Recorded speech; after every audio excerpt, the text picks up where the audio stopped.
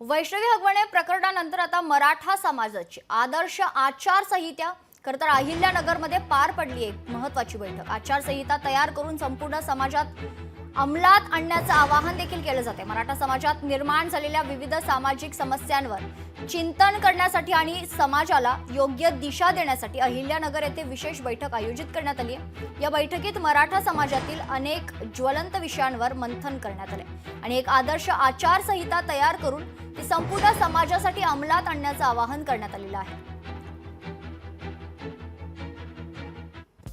हुंडा देणे किंवा घेणे पूर्णतः नाकारावे, त्याऐवजी मुलीच्या नावावर एफडी करावी अशा सूचना या बैठकीत देण्यात आल्या। पैशांसाठी मुलीचा मानसिक किंवा शारीरिक छळ करणाऱ्या कुटुंबांची समाज बांधवांनी निंदा करावी।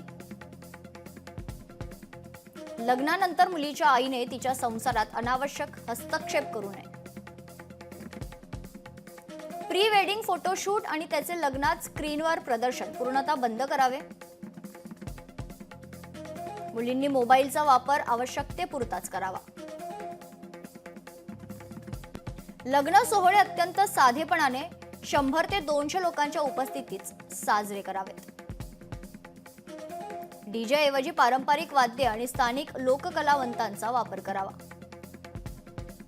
लग्न सोहळे वेळेवर आणि नियमबद्धरित्या पार पाडावेत। लग्न, साखरपुडा आणि हळद हे सर्व विधी एकाच दिवशी पार पाडावेत।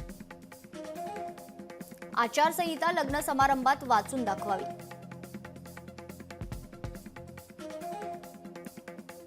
गरिबांचे खूप मोठं नुकसान होतं। त्या अनेक गोष्टीपैकी उदाहरण असं लग्न हे वेळ लागलं पाहिजे, ते 200-300 लोकांचं असलं पाहिजे। हुंडा हा प्रकार नकोच त्या ठिकाणी, आणि काही द्यायचं असेल तर मुलीच्या नावावर तुम्ही एफडी द्या, अशा अनेक सूचना त्या ठिकाणी दिल्या आहेत। तर 10व्याचा विधी हा प्रामुख्याने धार्मिक असतो।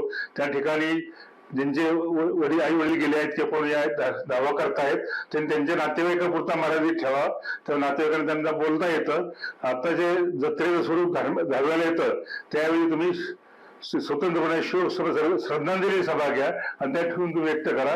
तर 10व्या ठिकाणी गर्दी करता कामा नये, धार्मिक विधी पुरताच तो मर्यादित असला पाहिजे। लोकशाही मराठी ऐका, पहा, जागरूक रहा।